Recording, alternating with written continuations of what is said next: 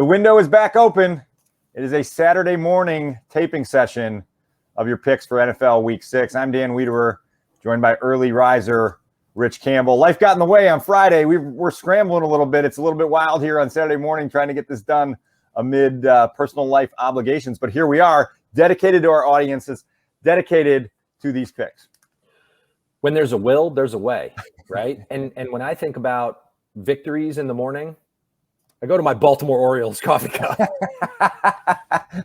That feels like the wrong karma to set here as you're coming off a week last week, whereas our audience just saw, you looked at that score page coming into this.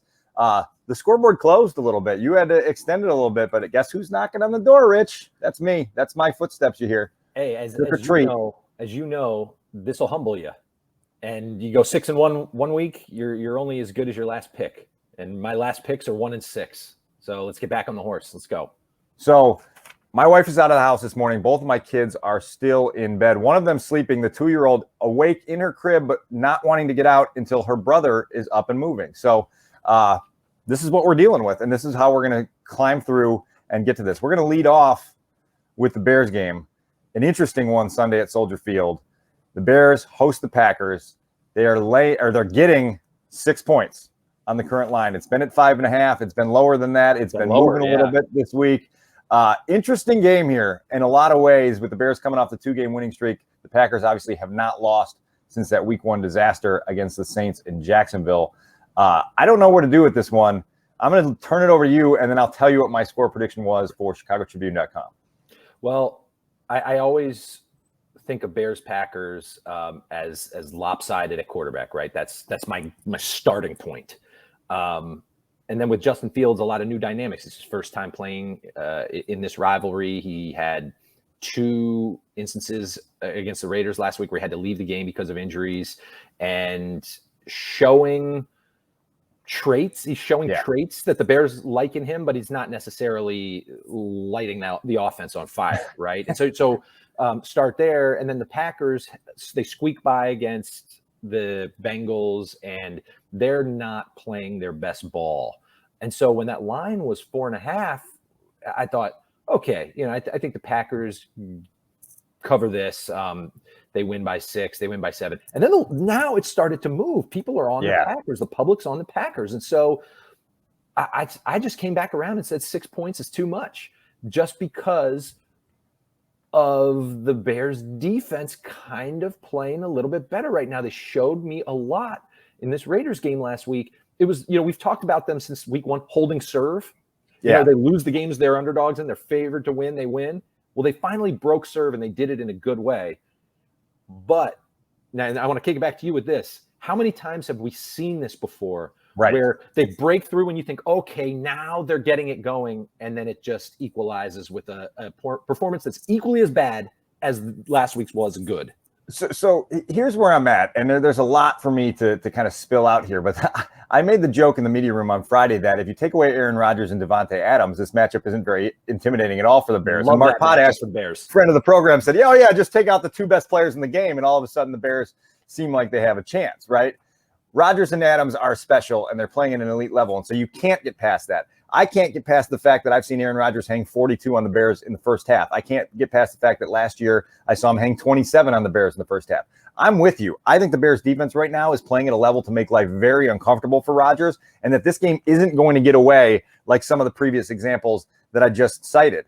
The Bears defense can keep them in the game deep into the third quarter, into the fourth quarter, and then it's all about, do you get that one game-changing takeaway to pull off the upset? My problem in going with the upset pick is that Aaron Rodgers and Devontae Adams are still there. And when you have a 3-time MVP quarterback, the leading receiver in the NFL, facing the number 32 offense on the other side of the field, you say, boy, the Bears are going to have to try to keep up offensively.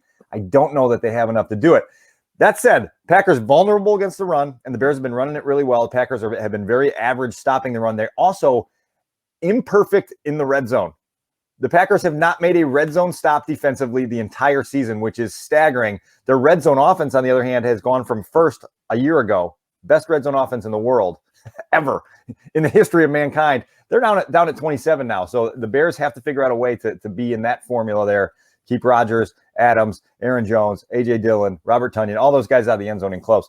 They can keep it close. My final score prediction was 23-16. So when you put a score in print, you've got to go with it with your picks. So that's a Packers cover. Mm-hmm. That's the way it goes into the official window submissions this morning. Well, what's your range on the final score of this game? Because that's how I was trying to think of it too. And I think, look, if it's Bears by 3 up to Packers by 17, right? Okay. Because as we'll get to in a minute, money line upsets here. Okay, we're going to get to our money line upsets. It's Bears plus 190.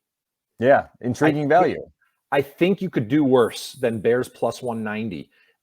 If you went to the window at Packers -6, but Bears plus 190, and tried to find something in that in that middle, like work on it. but I think my range. I like the way you're thinking, by the way. Yeah, Bears win by 3 all the way up to Packers by 14-17 or 17, something like that. So wouldn't have a problem either way. If I didn't have to pick this game, I wouldn't pick it. I think it's really interesting. The line has moved like it has. And I just think it's a lot of points. So I'm just going to take the Bears. One other topic before we move on to the game of the week, because I'd be interested to get your perspective on this. I am concerned, and friend of the program, Tom Waddle, shot me down hard and then shot me down a second time harder on this premise. I'm worried about the energy that the Bears have spent the last 2 weeks, from the loss in Cleveland, which was a disaster, to the emotional win in Las Vegas. They went through a lot in a 15-day span, including a quarterback change, a reinvention on offense, had to dig deep for 2 wins to keep their season afloat. And it feels to me like they used a lot of emotional fuel in that 15-day period. My worry is, and Waddle's point was, hey, this is a rivalry game against the Packers. You get up for that. I said, I'm not worried about them physically. I'm not worried about them psychologically. I'm worried about the emotional fuel tank and how you get refueled when you come back from Las Vegas on Monday and have to you've experienced this league in different ways where sometimes it's like your mind is there, you're ready to go, but the fuel tank is so needling toward that needle that you just can't give it your best effort when it counts. And that's what I'm worried about with the Bears. Well, that's what, to me, makes this game really fun at this time, because coming off the win that the Bears had last week, I don't want to say this is their Super Bowl, right? But think about if they win. Yeah, it's season changing. Their season. It would change the trajectory of their season. And those moments are the moments that good teams capture. And for as much as, when you're in Chicago and it's Packers week and they're coming to Chicago and you feel that, right? It's like that positive vibe. Yeah. You posted on Twitter Monday morning the picture of the sliding Justin Fields with the fist pump. This is the vibe, right? That's the vibe. It's easy to feel that swell of positivity and forward momentum, but you're so right about that, of what you've got behind you. It's really interesting that Waddle shot you down, because he's obviously been in an NFL locker room, right? So he's been there and had to physically match that emotion. And I'm still not sure. I agree with you. Well, I agree. I agree with you in the sense that it's a challenge. I would agree with Tommy that if you don't get up for this, what can you get up for? Like there's no game you'd rather be playing, because you otherwise you'd be flat automatically. So, and again, I'm not expecting it to be a letdown game as much as it just, do they have enough to get through 60 plus plays on both sides of the ball with the requisite focus and error-free football to beat the standard in the division. Yeah, and we talked about this before. Where does some of that emotion come from? Sometimes how you manufacture it's big plays. And Matt Nagy said that Friday afternoon. Great point. And Chicago, you mentioned on ChicagoTribune.com that the Bears don't have an offensive touchdown of longer than 15 yards. I mean, this has been a trend of theirs since Mark Trestman took over, and maybe the second year. They don't score long touchdowns. They don't have those game-breaking players. My mind immediately goes to Roquan Smith's pick 6 against Joe Burrow in the Bengals game. A game that the offense didn't play particularly well, but the defense lifted them. That's what they'll need. It's obviously a lot harder to get against Aaron Rodgers than just about any quarterback. It always has been. All right, we're moving on to the game of the week, which is a great one. Chargers, Ravens. Ravens favored by 2.5. Both teams coming off wild games last week. The Chargers obviously in a shootout against the Browns. The Ravens come back from way down. You had an upset pick on the Colts, I believe. I did. It looked great for about 3 hours. And then all of a sudden Lamar Jackson went crazy and the Ravens escaped there. Nuts. Little statistical note here. I still am winless in the game of the week category. I'm actually doing really well in games that I choose to pick, right? I'm 20-10 in games other than the game of the week, 0-5 in the game of the week. So I would almost just say pass here, and I'll just move on and stop losing points in the game of the week. But I'm going to give you the Chargers here. I'm going to go with Brandon Staley's hot streak to continue. I think it's a little bit concerning that the Chargers have to travel that 3-time zone, early Sunday game to play this one. But the Ravens are coming off an emotional win on Monday night, short week. Have to get back up for a really good opponent that's playing as good offense as you're going to find in the league right now. So I'm just leaning unconfidently in the Chargers right now. Yeah, this line is at 2.5, which that's enough to make my decision. I'm just going to go with the Ravens simply because of that half point. I think it's a toss-up. Would not be surprised at all to see, as you said, the Chargers offense come in and play well, because I think, as Indianapolis showed, and Indianapolis doesn't have a great offense, but you can score. And if the Colts had been able to execute a field goal out of multiple tries, they'd have won that game, and I'd be sitting with what I think it was plus 260. Yeah, right. That's a good win. Man, I went to bed at 22-9, not thinking it was in the bag. I was just personally gassed, and I thought we'll see, and then woke up and saw the final score, and I thought, that's about right. I told you about my horrible fantasy beat as well. Yeah. Lamar Jackson overcame a 58-point deficit to beat my team. That was even worse of a dagger, but yes, absolutely brutal. But it's also why you play, right? It's exactly right. And full panic here in Indy about the Colts. I mean, that's just the bottom falls out from money when you lose a game like that. But the Ravens can score; they can rally. They have a bit of an it factor as a comeback like that shows. So at home, less than a field goal, I'll take the Ravens. My son, as you might know him, Moneyline Ryan, was on the Ravens on Monday. He went to bed at a similar time as you. He had picked the Ravens, and he went to bed with them losing big. And then when he got his bowl of Cheerios on Tuesday morning and turned on SportsCenter, and then it was like, wait a second, Dad, did they come back? Dad, did they force overtime? Dad, did they win this? It was like really cool to watch the Tuesday morning reaction to and then, the highlight. And he reached into his pocket and took out a $20 bill and said, Dad, these Cheerios are on me. All right, we're moving over to the lock category. There were a few things I liked here. There were some totals I liked here. I ended up going back to a place that I probably shouldn't be going back to at this point. I'm taking the Chiefs at Washington, 6 and a hook. It just feels like an ideal buy low time on the Chiefs. The Chiefs have had a really hard schedule. They're 2-3. They're in last place in the AFC West. No one expected them to be here. It doesn't feel like it's the Chiefs team that we expected. They obviously keep laying eggs. The latest one against the Buffalo Bills at home last Sunday night. That cost me another loss in the game of the week column. But it just feels like a buy low time. And if there's any place to get right, it's against the Washington football team. Patrick Mahomes can win games like this by 17 points easily. So the 6.5, you take them to at least cover the touchdown. That's where I'm going. You guessed my card right here. Chiefs. Same thing. Minus 6.5 lock. Yeah. I double lock. Print it. Yeah. I read the rest of the season is free. Yeah. I read a tweet from one of the DC sports radio guys who I really respect. And he summed it up very well last Sunday afternoon. He said, Washington is an 0-5 team and a 2-3 wrapper. They have sort of fluky, weird wins against the Falcons and the Giants. They stink. Their defense stinks. We can both sit here and recognize that the Chiefs are giving up like 7.3 yards per play. It's just like astronomical. Their defense has to be way better. They've got a few injuries there, so I understand why this number is less than a touchdown. The Chiefs went to Philly and handled their business there, and that's the type of team they are. The Eagles are better than Washington, and I think just as bad as the Washington defense is, maybe I'll eat these words, but Chiefs can name their number in this game. All right. It's a name your number game. I like it. All right. Give me your upset then. All right. Upset. I think there are a lot of choices this week. I think the Bears are a choice. If anybody wanted to go Bears plus 190, go for it. Right. It's decent value there.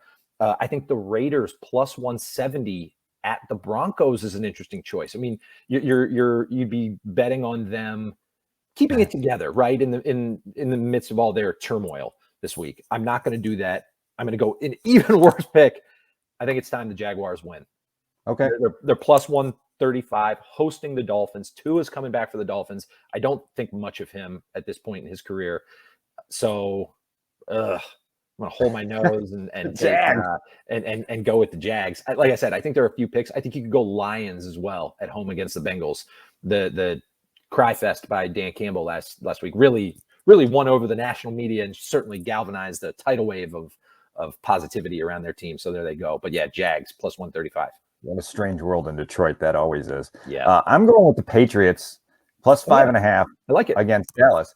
You just circle back to Belichick and you see, obviously it was in a rainstorm, but what they did to slow down the Buccaneers offense a couple weeks ago on Sunday night. And you say, well, certainly they've got some tricks up their sleeve for Dak Prescott and a Dallas offense that has been playing really well. It also feels like Dallas is due for a dud, right? And so it's just like, okay, if there's ever a spot on the schedule to kind of step on the banana peel and fall over, this is probably it going into Gillette Stadium. And so that's where I'm at here. Mac Jones has played much better the last few weeks than he did coming out of the gates. And so, man, plus 155 on that one.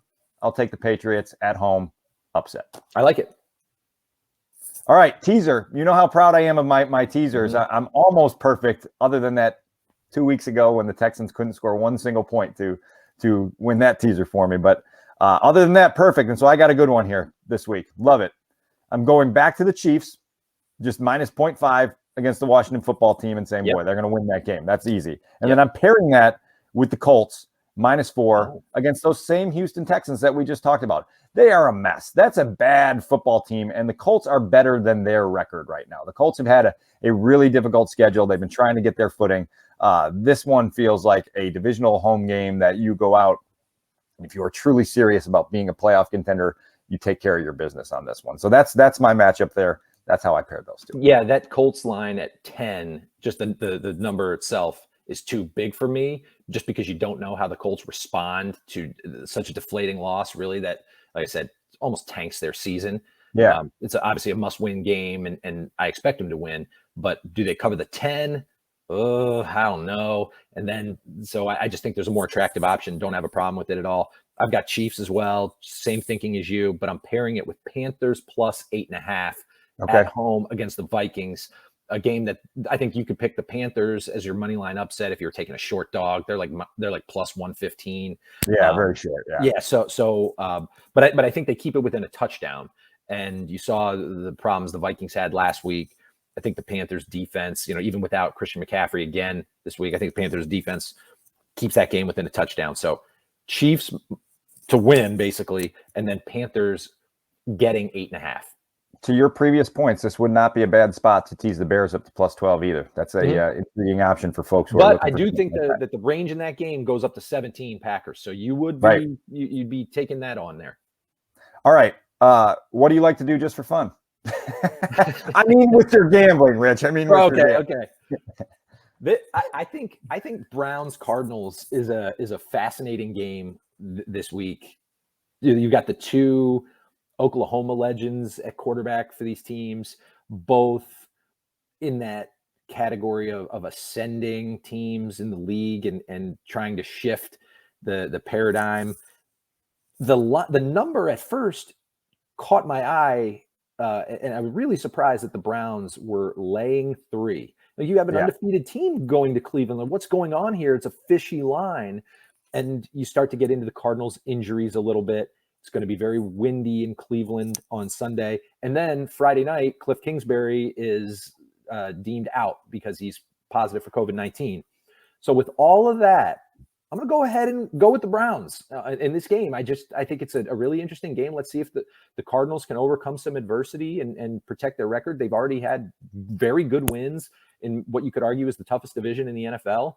So I'm going to go with the Browns. And this is the Kingsbury News moved this. The Browns are now laying 3.5, not just 3. They're laying 3.5. And I'm still going to go with the Browns to cover. I considered taking that game with the under. Both. I think a lot of people are expecting that to be a shootout based on the way these two teams' seasons have gone to this point. I think it's at 48.5, and it just feels like one of those games that might be one of those. Everyone's expecting a shootout, and then it winds up 23-20, right? And you're sitting there staring at that. Instead, I'm going to Monday night just to be involved on Monday night. Yeah, no, that was the other fun game that I was looking at. And I'm picking the over 53.5 in Bills Titans. And just, I mean, my God, the way the Bills are playing offense in the NFL right now, you say, who's going to slow them down? The Titans have shown that they can give up points at times. Derrick Henry finds the end zone 5 times a game, it seems like. Every time you look up on the Red Zone channel when you're watching a game in the press box, you're like, well, Derrick Henry scored again. So I just feel like that could be another Monday night pinball machine, right? You just hear the dinging of the bells as the points go up on the scoreboard. That's my just for fun game. And the Titans are at home in that, and week 1 they gave up just a ton to Arizona. I like that. That number was a little bit spooky to me. I think it's 5.5. Bills or the Titans are getting 5.5 at home. Man, I don't know who. I think I would probably pick the Bills just because the Titans have shown that they can lay an egg, multiple eggs, and the Bills are playing such good ball. That's an interesting pick. Yeah, I like that. Good matchup this week. They don't always get them on Monday night. I believe I saw on Twitter that for the first time in more than 30 years, the Bills are now the odds-on favorite to win the Super Bowl. So how about that? Yeah. We got to close things up and tend to our world, but we can't do it without some Saturday fun. College special, I'm giving you over 63 North Carolina, Miami. Tar Heels had their season flipped upside down last week with a brutal home loss to Florida State. Last year, Carolina against Miami. Carolina scored 62 on their own last year. Oh. So the game line for this is 63. The Tar Heels can put up points in a hurry. Miami, I don't know what to do with them, but that feels like one of those. Last week I gave you a over in Arkansas Ole Miss. That thing was way over by 40-some points that went over. I see something similar here with Carolina and Miami. Last week's college pick was my only victory. That was an easy one, Maryland. It was. I was on the plane to Vegas, and the guy across from me was an Ohio State fan watching it, and I'm peeking over him going, oh, man, Rich isn't going to be happy with this one. Yeah, it was sideways. I was hoping when you said the word over there that you were going to say you were going to go toward Tennessee Ole Miss. The total is 82. Okay. Like two of the best offenses in college football get to play under the lights in Knoxville tonight. I am going to go BYU, 19th in the country, getting 5 at Baylor. Just a ranked team getting more than a field goal against an unranked team. We'll see how good Baylor is here, but just going to try to play it safe with the points. Might regret it, but yeah.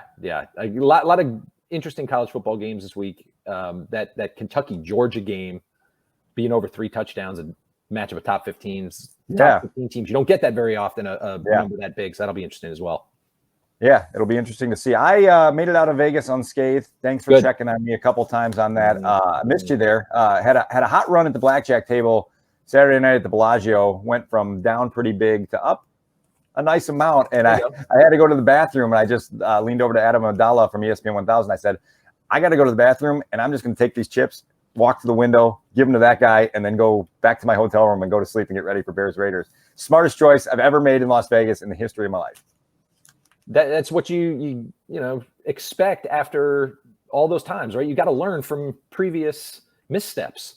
Yeah, just get better, right? Progress. That's what the season's all about. Progress. Here's what tells you where I was at in that moment. I had ordered a beer from the cocktail waitress, and I left before it got back. And then I got to the window and cashed out my chips, and I was walking back, and I was like, oh man, I never got my beer from the cocktail waitress. And I just texted and said, you can have that one, and give her a tip, and we'll settle up later. But that's where the brain was at. It was like, let's just get out of here. Let's get safe and sound to a pillow and get ready for Sunday at Allegiant Stadium, which, by the way, beautiful, beautiful stadium. I am excited for your trip out there to go see the Washington football team later this year. How would you compare it to SoFi? Pretty cool that you've been to both of those 2 in a row. Yeah, in a short stretch. SoFi, head and shoulders above everything I've ever been in. Okay. So like SoFi is the gold standard. It also costs like $3 billion more than all these other stadiums. So you see why some of the ambiance and the amenities are what they are, but zero complaints about Allegiant Stadium. I heard from a lot of Bears fans that traveled out there that just the ease of getting in to that stadium, the concourses, just you never feel like you're jammed up or stuck in a line or anything. It just there's a smooth flow to it. Beautiful sight lines. The press box is one of those ones that's way up. You feel like you're watching it from the roof, but also noisy, right? And that was really cool last week to see the amount of Bears fans. We've experienced it before where I remember specifically Atlanta, probably 2014, where it was like, man, is this 70% Bears fans in here? Yeah. Felt like that at points where Derek Carr is trying to call out plays with the home stadium just electrified with noise and not being able to hear himself think. So that's really cool. Cool. Yeah, I'm looking forward to that trip. Glad it was fun. Glad you're showing your maturity in years. I don't know if I could define maturity more clearly than a timer in your head goes off when you're up at a blackjack table on a Saturday night in Vegas. That is maturity. Well, I had gone through a stretch where or scar tissue. It might be PTSD.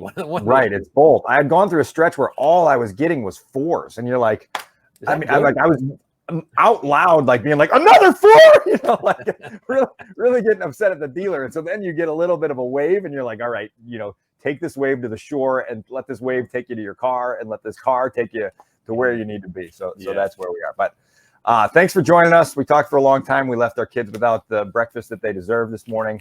I'm going to go get them some pumpkin bread, maybe some oatmeal, and we'll be on with our day. Before you go to the window, come to the window. Good luck.